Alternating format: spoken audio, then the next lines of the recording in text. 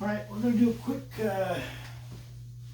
bag dump, gear dump for what I would normally take hunting, whether it's bow hunting, rifle hunting, early season, late season, try and cover all the bases here. But this is going to be fairly quick and down and dirty, so bear with me. I'm going to start with the big picture of what I tend to take. We'll start with archery. So this is my bow. Bow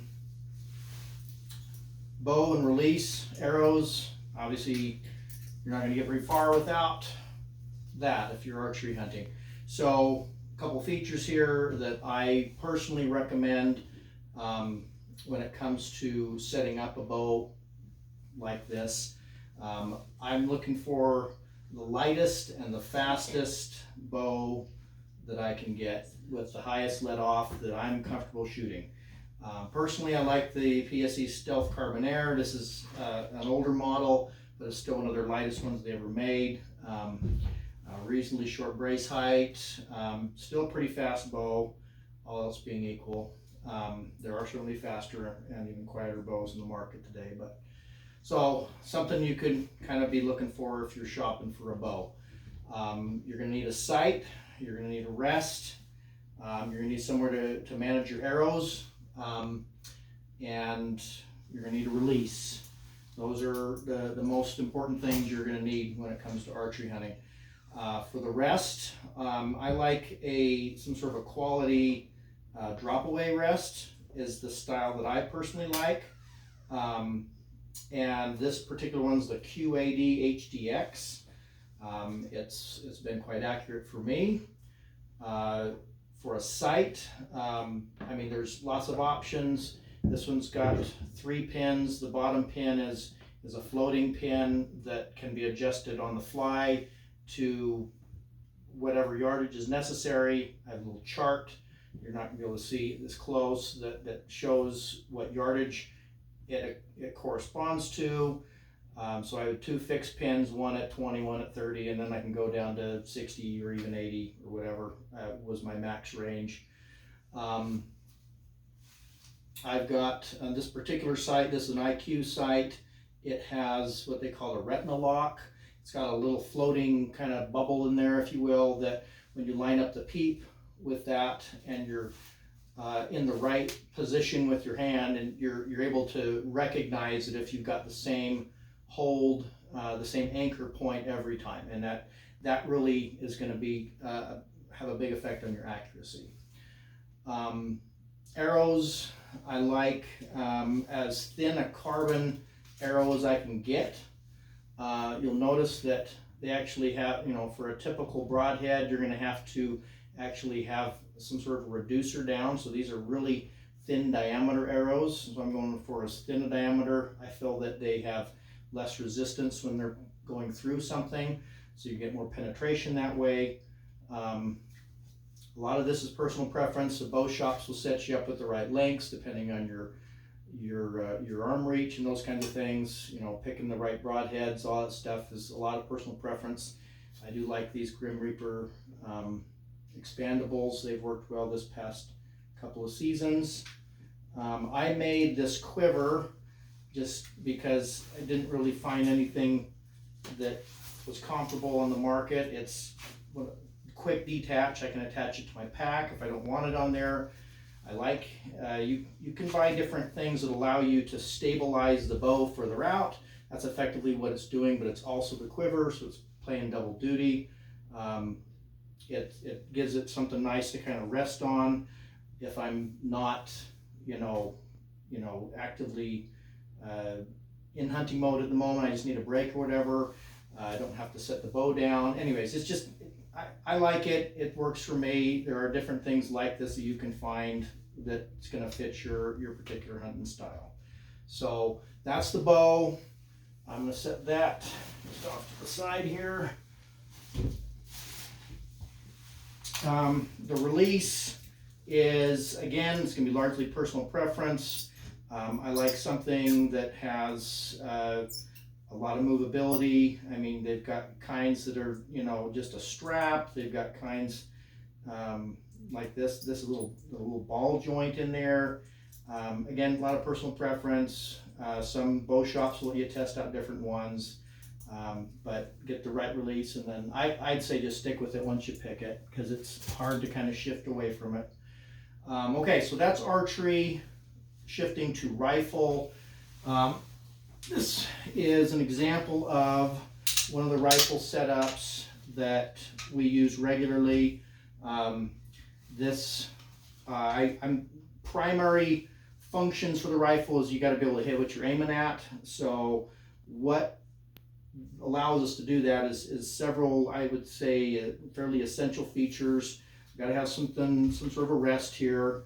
I built this tripod to be, you know, ultra lightweight but still very stable. We like to hunt with the suppressors. It allows us to not have to use hearing protection in the field. It's less cumbersome. It's quieter. The animals don't react to it, the extra noise as much. I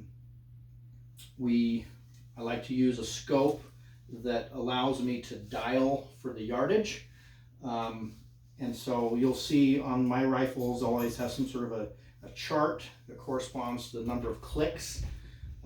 Depending on how far out it is, it would be a certain number of clicks. I also add my own little chart on the dial itself for just a course adjustment, so I can get to, you know, 300, 350, 400, 600, whatever, and I can get pretty darn close if I don't have time to look at my charts.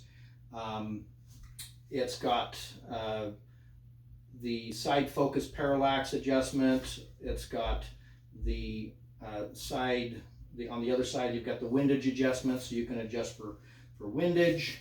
This particular scope, 2.5 to 10 power. Some of our scopes go up to 18 power in magnification, but I do like something that does go down low, 2.5, 3 power on the low end. If you're in close, walking through the darker woods, it gives you more light.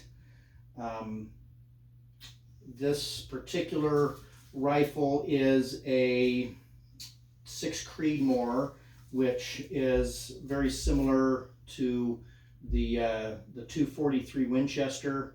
Shoots a 6mm bullet, about 109 grains, and very light recoiling, but is capable. We've taken elk, deer, bear, and so it's suitable for ranges. In this particular case, terminal velocity doesn't get down to below 2,000 feet per second until well after 750, 775 yards. So beyond the shooting range of the kids who usually are having used this. So just, not that it's essential, but some other comfort features, you know, the ability to have this folding stock when you're packing has proven valuable in the past. Detachable mag, we can carry a couple mags if we need to. I'll add a way to have extra ammo. In this case, I also have, I've got what I consider the hunting loads, and then I've always got a couple of subsonic loads. If I want to hunt grouse, I can shoot a grouse and it doesn't destroy the grouse, just punches a nice neat little hole. We can have grouse for supper that night. And that is about the, and then overall, you know, I'm looking for something really lightweight. This whole package is under 7 pounds, including the suppressor and the tripod. The Bear rifle is only about 4.25 pounds. So it's very, very lightweight, which means, you know, it's not adding a lot of weight to my pack. I can carry that around all day long, and it's great for that. So I'm going to set this aside. I should probably just make sure everybody knows I already cleared the rifle before the video started. Okay, so other big picture things that I'm always hauling around. This is my staff. You know, having something like trekking poles is very useful in the field. This is something I would just carry in my hand as basically a hiking staff. This is something I designed because there really wasn't a product like this. It doubles as my hiking staff and a tripod. I've got, of quite a bit of adjustability in the lengths, so I can adjust in 3 sections here. And so I can do full standing height, tripod adjustments. So if I'm looking at taking a standing shot or something like that, I can still be supported for that. I can stand up and I can have my binos or a spotting scope on it. I can go down to a full sitting position. The legs articulate out quite a way. So again, this is something that fits my needs. It's very lightweight. It's lighter than most other conventional tripods. Certainly anything that would give you the same leg length and that sort of thing. But I consider this, at least for the rifle hunting, to be an essential part of my kit. I'm always going to need to have something in my hands. I've got a weak ankle on my right side that I just need that extra support. So something that's always with me. As you notice, the rifle also had a tripod on it for kind of a lower down, and I've got some extensions on my pack that I can essentially have, depending on the circumstances. These extensions can add to the little tripod on the rifle, and I can get essentially, a high kneeling, low standing height on the rifle, and have the tripod with a spotter and a phone scope, something like this, that I can film and be able to capture the footage of the shot at the same time as being fully supported on the rifle. And while I'm talking about the rifle system here, I always carry these. These are my rear sticks.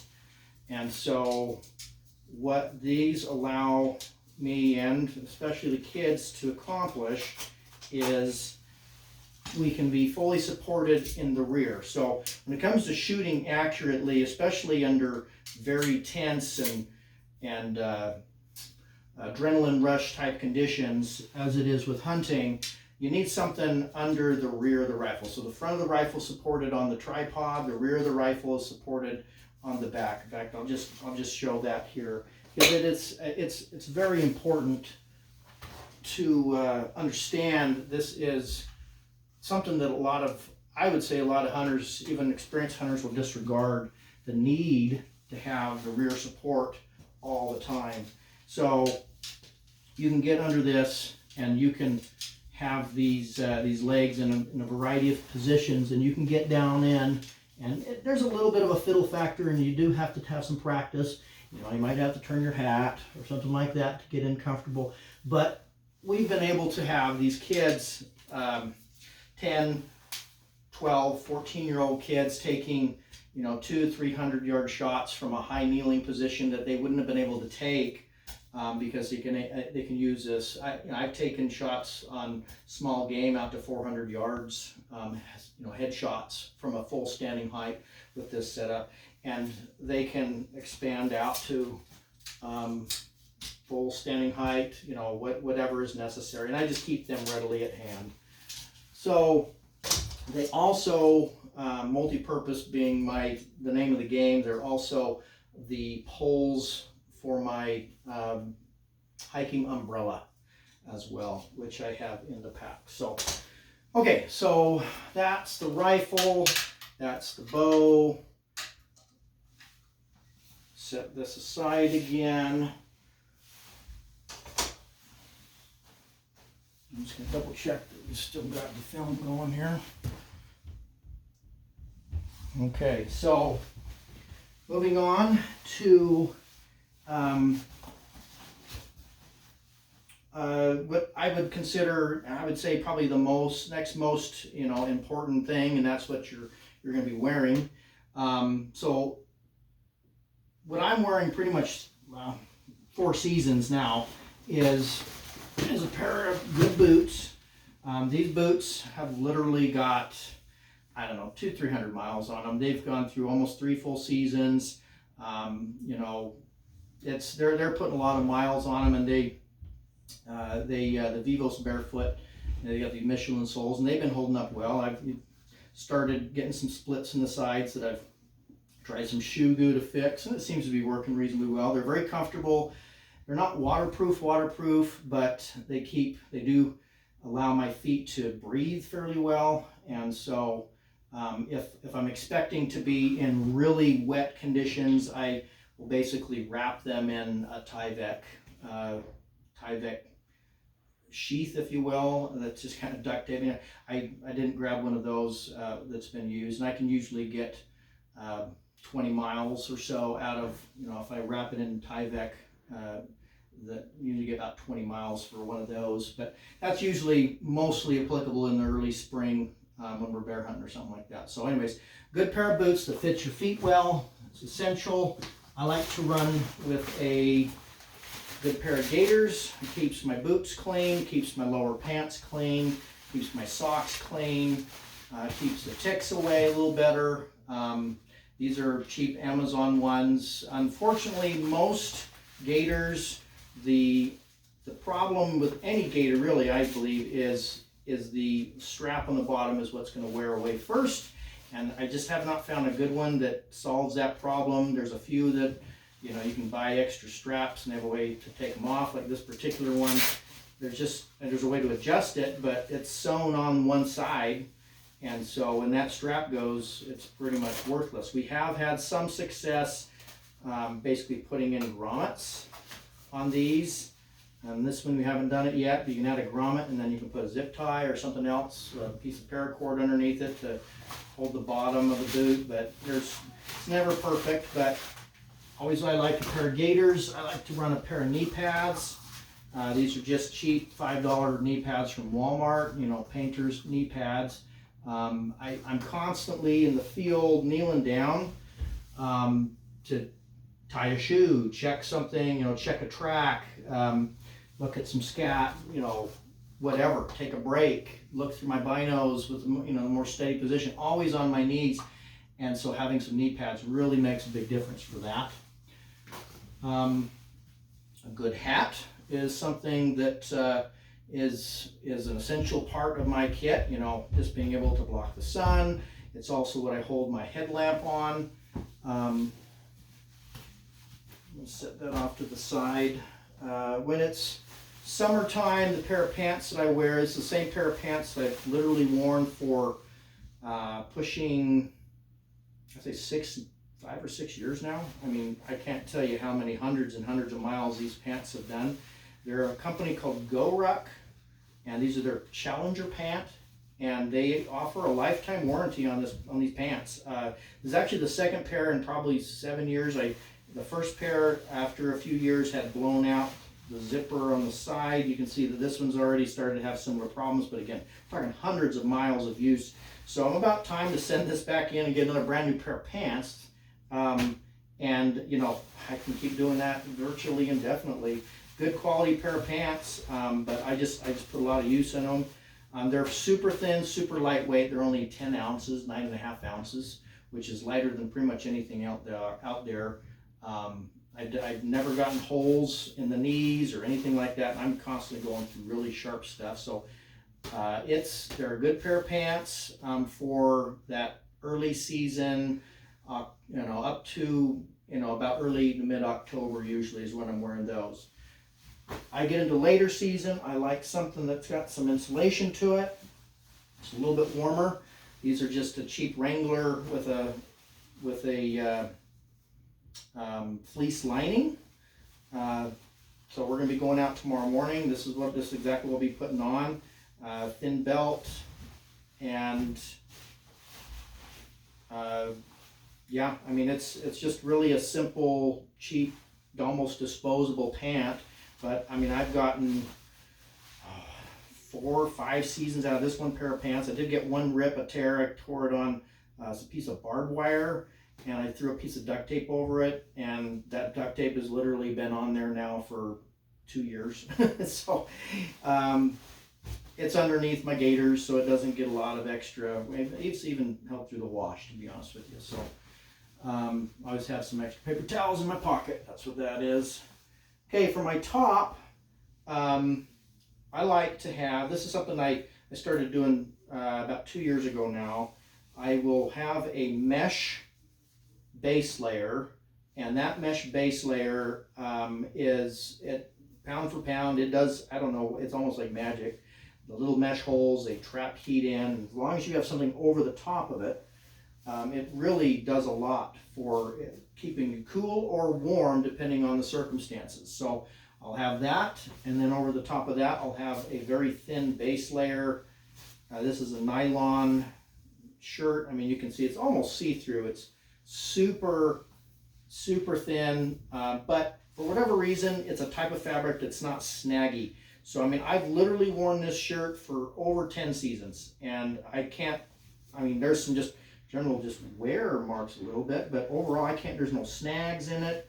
And I liked it so much that I wanted it to be a hoodie, so we actually bought a piece, we bought a separate little head gaiter thing and added it as a hood. So that's my go-to. I will wear that all 4 seasons of the year on top of that mesh base layer. If it starts getting colder, then I'm going to whip out this Future Fleece, which is a very thin, again, literally almost see, in fact I can see through that, very thin but high pile style of fleece, and it's not a very durable material. I would never wear this on the outside of anything. If it was, if I had nothing else to put over it, I would literally just take this shirt off, put this under it, and then wear that on top of it, because that would protect it. But most of the time I'm going to wear this. We're talking, I mean, I'm good with this down to 45 degrees or so. This I'm going to put down when I get in those low 40s, down into the low 30s, and I'm going to add over the top of it some sort of a breathable, again, for my purposes, this is just literally a shirt that we've modified. I want a breathable layer that's durable over the top of that. And those 4 layers, for the most part, I can hike and be comfortable in conditions where I'm needing gloves. You know, snow, 25 to 30 degrees is going to be kind of the bottom end, but I've done it in colder conditions when needed. And it's surprising with that principle of layering how warm I can be with that. So this particular shirt, again, very super thin, almost can see through it, but it's got kind of a ripstop grid to it, so it's a little bit thicker than this shirt is. We added a zipper to it and basically made it a jacket, and so that goes over the top of this shell layer, or this fleece layer. Sometimes just if I need just a little bit of extra wind resistance, you know, maybe it's in that mid 40s or even low 50s, but the wind's blowing or something, I need a little bit of more of a wind block, I'll put this just over this without the fleece, and that'll give me a little more comfort. But the nice thing about this system is I can be, you know, any temperature, and I'm not going to sweat myself to death. I'm not going to lose, I'm not going to get really wet. Any moisture I do retain is going to be small enough volume that it can get off my body quickly. I can dry quickly.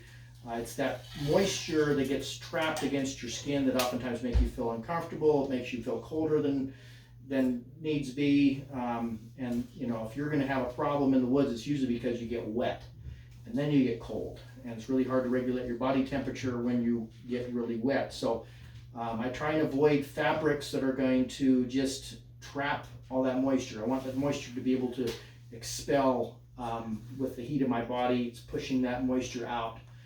So at the end of the day, you know, if I'm hiking real hard, you'll see that outer part of this will actually be damp, and it'll grow frost on it from the outside temperature. But my other inner layers, as they get closer to my body, are actually, the further in you get, are drier and drier, because that moisture is wanting to be expelled outward. So that's kind of the principle of layering. My socks, I like to double up. I can't even tell you the last time I got a blister using this particular system. So I have a little bit thinner pair of socks that goes next to my feet, and then a thicker pair of socks that goes on the outside of those. And together, again, I can usually be comfortable down into the low 30s. If I get below that and I need more, I'll usually add a toe warmer, like a chemical toe warmer, on top of that in really, really cold mornings. But that system has run, I've run that effectively down into, the winter months throughout the last few years, and it's worked very well. So if it's summer, I will usually wear a smaller pair of boots, a next size down, and then it'll just be even a thinner pair of socks, and then something about this thin will be the thickest outer layer of the sock. Put those over there. Alternatives to some of this, this would be something you could buy. This is a Sitka, really thin kind of hoodie, 3/4 zip kind of thing, 100 and something bucks. I mean, these are super expensive. Pretty lightweight, about 8 ounces for this particular article of clothing. Would do more or less what we would do here, but I will note, and this is why I like the piece that I have. Let's see if I can find, this has only been worn a few times, and literally the first time I ever wore it, it got 2 snags. Right there's a snag. You get these snags on it, and this fabric, they claim, oh, this is so durable, but I mean, it doesn't. You go through a briar patch, you go through alders or whatever, and you're just going to get these stupid little snags everywhere, and it just trashes these shirts. I get the same thing with merino wool. It's just, I don't know, they're just not very durable in my opinion, so I don't tend to like wearing those. Okay, that's what I'm wearing for the most part. Obviously I can layer up from there. I've got other things I'll show you in a bit. If I'm colder than that, or if I'm static, I'm not moving around, but that's what I'm going to start my day with, is just those. Okay, so other things, other big ticket items here that are going to be on my person. And I would say it's almost as essential as, something like the tripod or a staff or trekking poles to hike around with. And this would be what I'm going to call my chest pack. So in my chest pack, I'm going to have my rangefinder. So I've got a quality rangefinder. This particular, I kind of gravitated to Vortex for rangefinders only. Okay, the scope you saw on the rifle, that's a Nightforce. I like Trijicon, Nightforce, SWFA are going to be the brands that I trust for being reliable for rifle scopes, because I don't want to lose zero. But I like Vortex because their warranty would replace this, and being an electronic device, this is something that's eventually going to go bad. It might be 10 years, it might be 5 years, but I want to know I've got that warranty. I can replace this, very expensive piece of electronics here in my rangefinder. I've also got a good pair of binos. So any binos, do you like your 8x32s? Do you like a 10x42? Do you like a 12x42, 15x56, whatever? That's pick your poison. Obviously, the smaller, the lighter, but the bigger, the more you get to see. And so for me, I also like what they call optical image stabilized, or OIS. These are the Sig Sauer Zulu 6 10x30s. And I can flick this button and it electronically stabilizes the image, so I can hold it in my hand and get more or less a tripod stable image if I'm just, looking. This would be extremely useful in the bow in the archery seasons. Just one-handed, pull that out and be able to look carefully one-handed. Having a good little chest pack, something that's going to hold this here. There's a dozen or more good ones on the market. Again, it's going to be what fits you, fits comfortably. It's going to have the pockets and the things that you're going to want. Some of them are really lightweight. Some of them weigh as much as a dang backpack. So, pick your poisons there. But I ended up having to just make my own because I didn't find what I wanted. This is, again, semi-multi-purpose. I can stick this in my belt and basically have it just on my hip if I don't want it on my chest, depending on what I'm doing. If I'm sneaking in somewhere, something on my chest sometimes isn't the ideal location for it. Added some Velcro. I can have my flashlight on here. Like I said before, this is something I can add this to the I'm losing my mind here, to my hat, and that will hold it.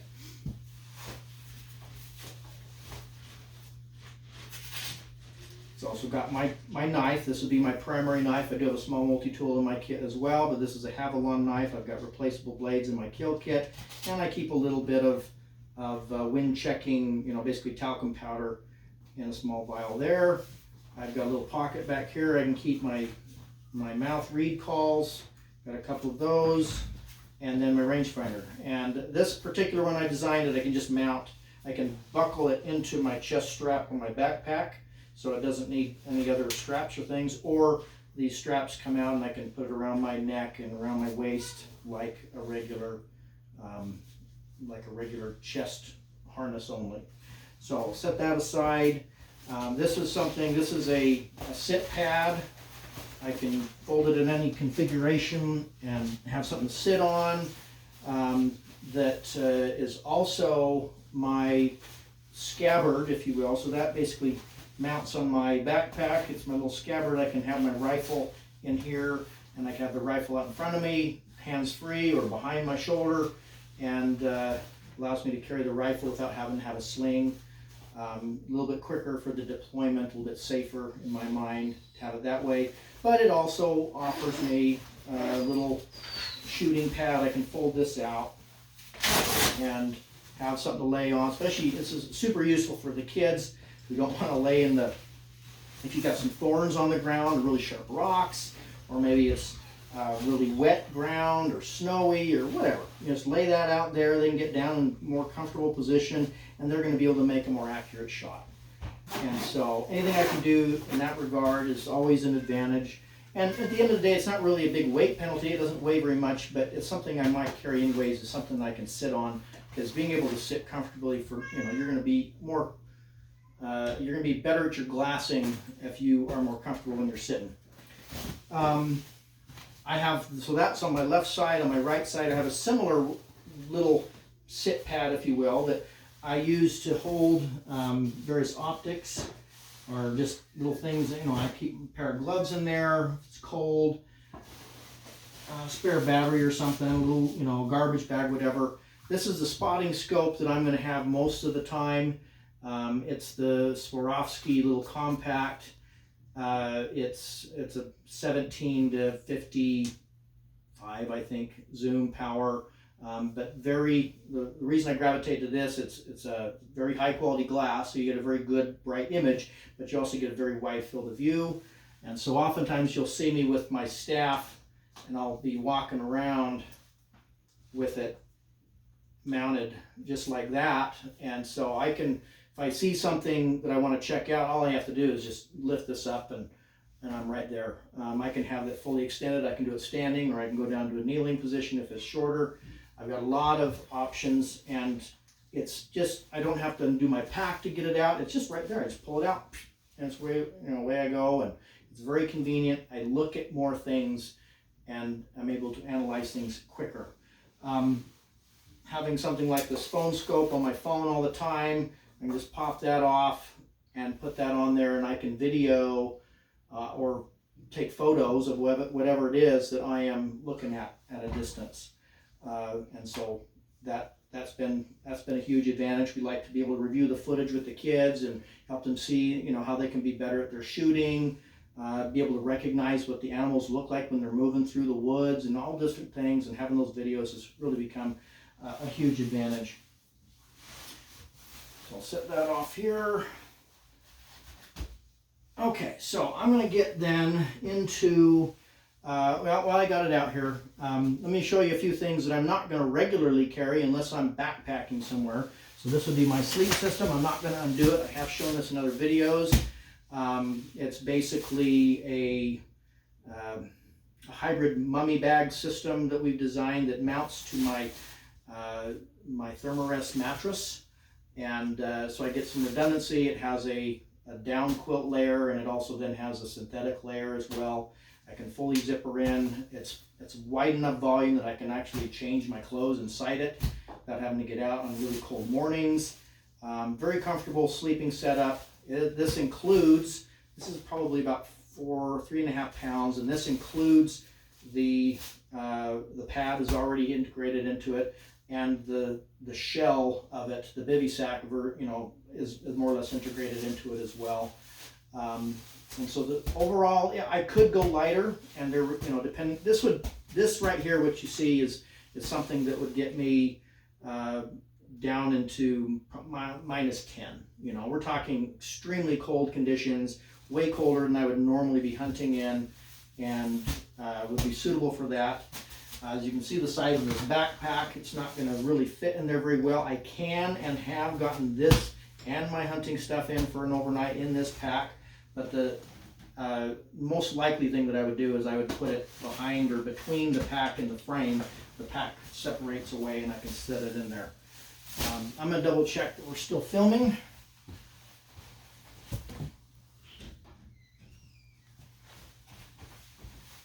Okay, I think we're good. The only other thing here would be a tent. So this is the Durston tent that I like to use. It's a 2-man that weighs literally just a little bit over a pound. We're talking like 19 ounces for a 2-man tent. It's a very good, I would say it's a strong 3-season tent. There certainly would be winter conditions with heavy snow and weight that I would not consider that to be ideal.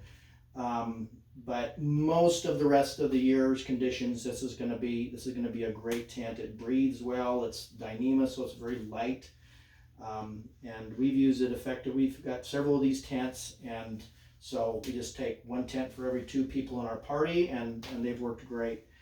Very lightweight, very compact.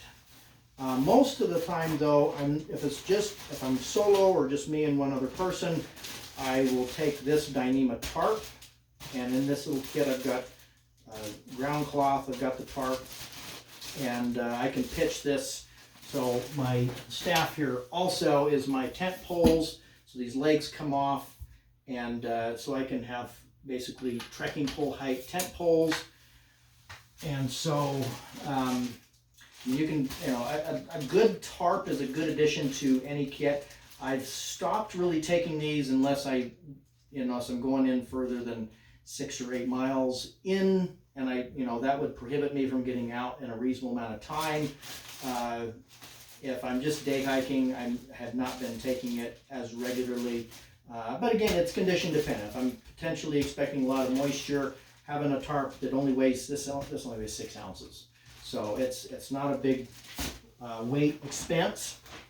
I can take or not a little bag of steaks. I can pitch this just, with rocks that I find. If I really want to go all the way, just safe, I think this is about 4 ounces of steaks here. If I'm really pinching and trying to save every gram, I could leave that behind, but I usually do take that for the convenience of having those steaks handy. If I know I'm planning to be overnight, I will add in a spare pair of socks, maybe a spare pair of underwear, and a second. This would be a base layer for my legs that I can sleep in. Just makes it a little bit more comfortable. But if I'm just day hiking, you won't see this in my kit. Okay, so those are the things that I'm not regularly not necessarily gonna have with me on every trip. And so we're down to what is in my pack.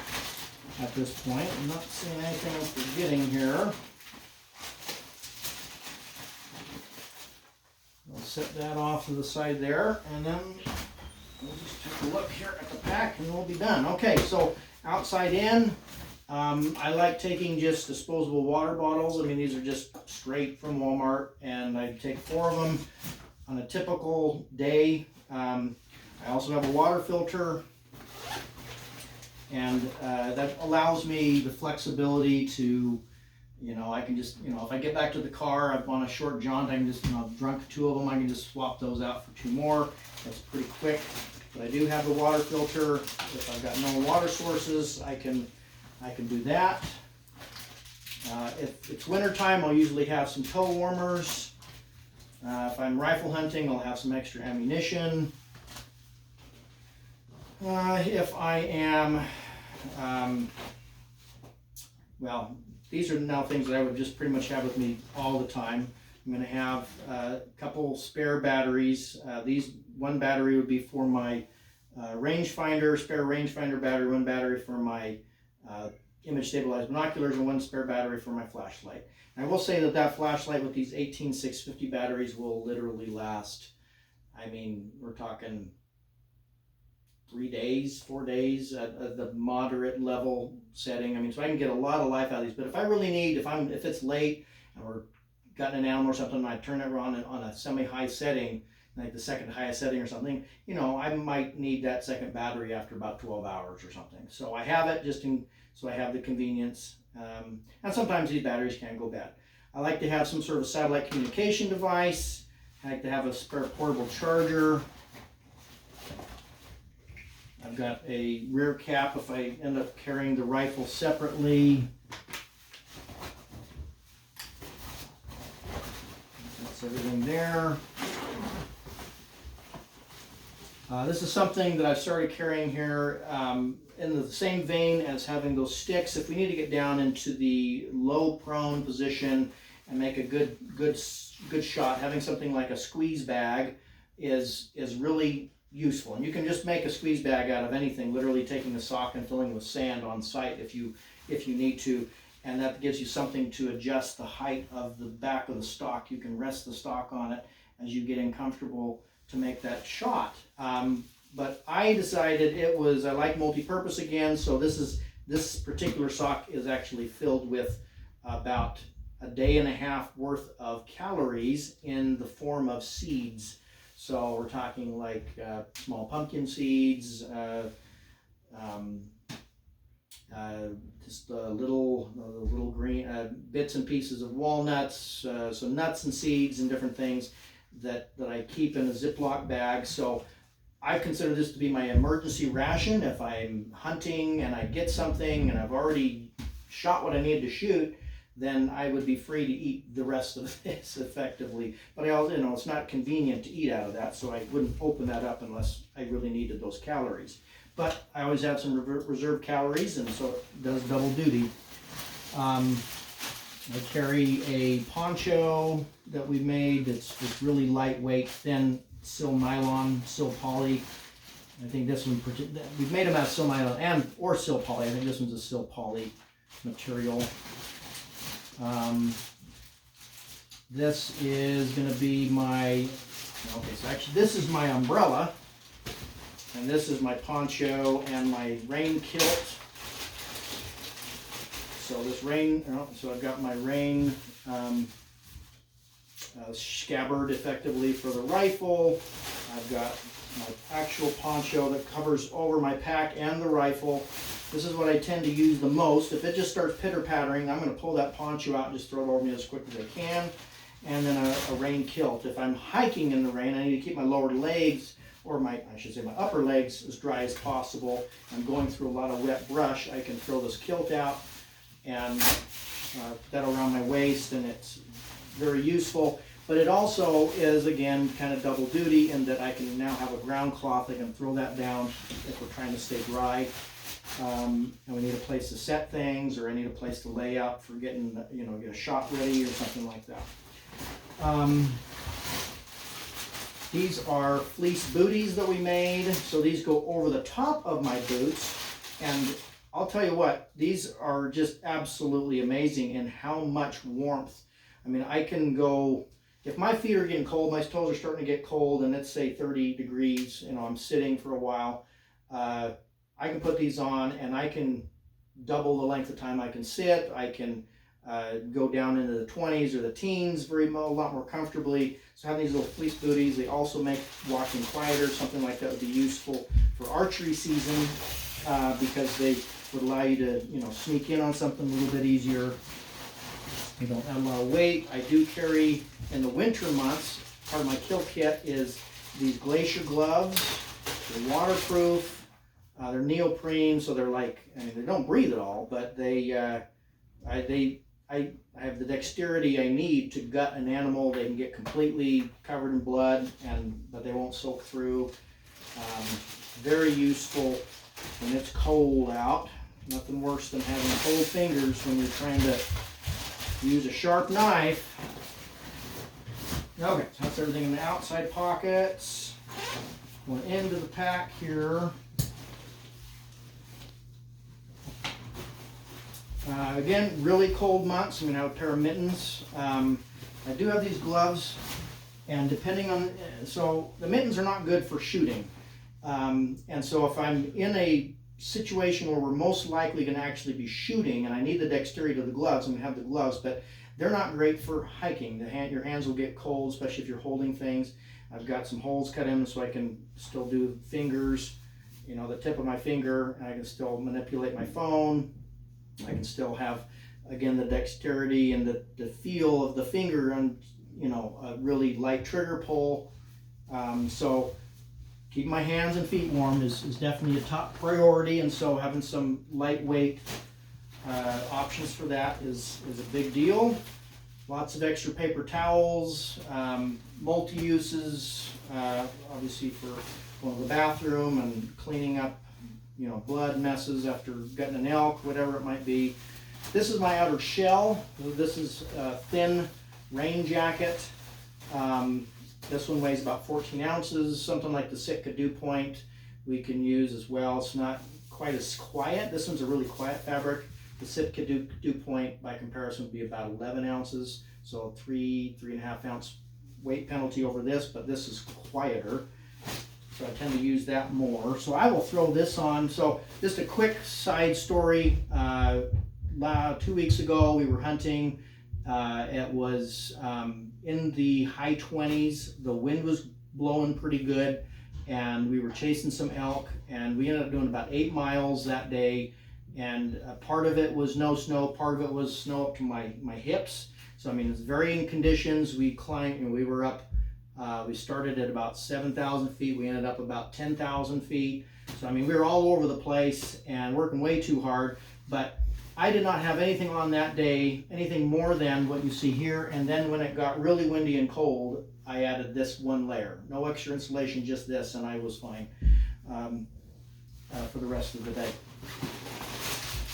Okay, this is my food bag. So this would be considered this would be about a 1.5 day ration of food. Nothing in here needs to be cooked, so I don't need to take a cooking kit. And I can just have another one of those when I'm going multi-days.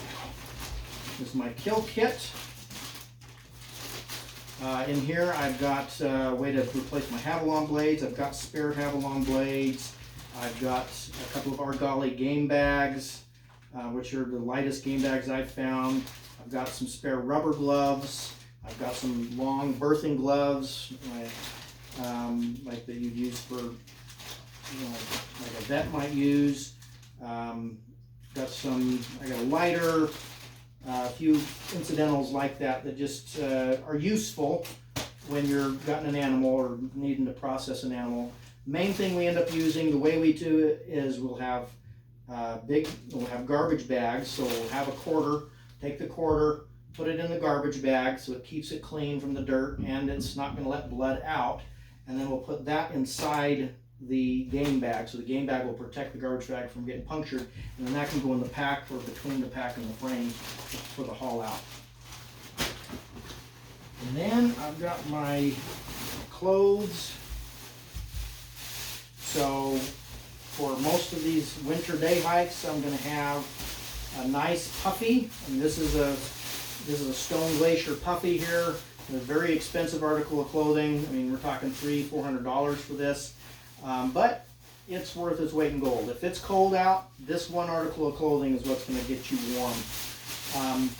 There's been times when, if I am sweaty from a real steep uphill hike and I gotta, then I gotta stop and I gotta warm up, I'll literally strip down to nothing and then put that on my now all virtually dry, bare skin, and it's amazing how warm you can get in one good puffy.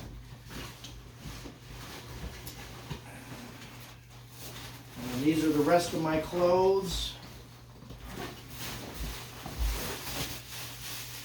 So I like redundancy. I'm happy to carry a few extra ounces or even extra pound or two if it means making sure that I'm safe and warm. And oftentimes that means, my safety and warmth might have to do with making, I might have to lend one of my articles of clothing to somebody else.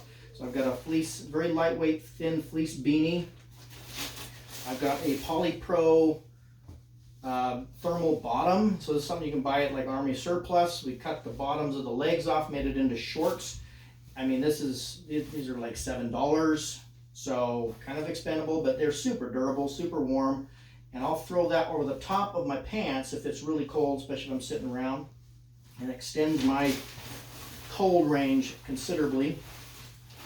I've got a pair of rain pants, an outer shell. Again, these are like a ski pant, really, is what they're like, a snowboarding pant. Very lightweight. They're not super waterproof. I mean, they're reasonably waterproof, but I have had them wet through on really, really wet days. So, but if I use this in conjunction with the kilt or the rain poncho, I can usually stay pretty stinking dry, and they do breathe a little bit. I'll have another pant layer here that is just basically a yoga pant. Again, this weighs like 4 ounces, and I can put that over the top of everything, and you notice that's got some crinkly noise to it. If I put this over the top of everything, I'm quiet. I mean, it just dampens the noise of everything, and I can move a lot more silently. And it acts as a spare pair of pants. If for some reason these pants were soaking wet, I could throw these on instead. And honestly, in really cold temperatures, just this over the top of the regular fleece lined pants, I mean, that is good for me down into the 20s. Very comfortable. I've got another fleece top. I want to keep my core warm. So this, or not fleece, down vest. So it's not a full, it doesn't have the sleeves, but it's going to work on keeping my core warm. So if I combine that with this jacket, I mean, I can be quite toasty. And most of what I've got here, I could literally survive a night down into the teens, just curled up under some pine boughs, next to a fire or whatever, and I would be comfortable and safe. I've got a matching fleece, a very thin fleece top, to my other one that I would take if I was staying overnight. I have another very thin fleece. This is what they call Alpha Direct fleece. Again, it's one of those kind of see-through looking jobs. Again, not durable, but underneath layers, amazing warmth for its weight. This only weighs about 4 or 5 ounces, and pound for pound, this is actually going to compete warmth-wise with this down jacket, if it's layered correctly. So I would say this layered with, that waterproof shell is going to be nearly as warm as this. It's amazing how much warmth that gives me. So I've got a few of these things that if I was really pinching grams, I could leave a couple of them behind. In the wintertime though, I don't like to mess with warmth or the lack thereof. It's what's going to kill you. And so as long as I have the ability, if I had to stop and maybe there was an injury to a leg or something that would prevent me from self-rescue and getting to help or whatever it might be, and I knew I needed to stop and get warm, I have the ability to do that. I have that in my pack. So that is the clothing. Besides that, I've got basically what I call my ditty bag.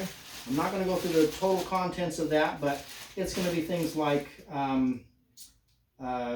cord for my portable charger, spare cord for my portable charger, tear aid, another toe warmer, my tags, compass, multi-tool, medicine, first aid kit, fix-it stuff, a few extra paper towels, that sort of thing. That's my ditty bag. So I've got lists on a Google Doc that I've shared here before, that if you don't have access to that, I can, you can put it in the comments below and I can give you access to that. But that's kind of a personal thing, whatever it is that's going to be specific to your comfort and your needs and what's your ditty bag. But that is everything besides then the pack itself, okay? So the pack itself is, again, a super important component of the whole system. This is a KUIU. It is the Pro LT 4000 bag, which is just barely big enough for an overnight if you're trying to get everything stuffed inside.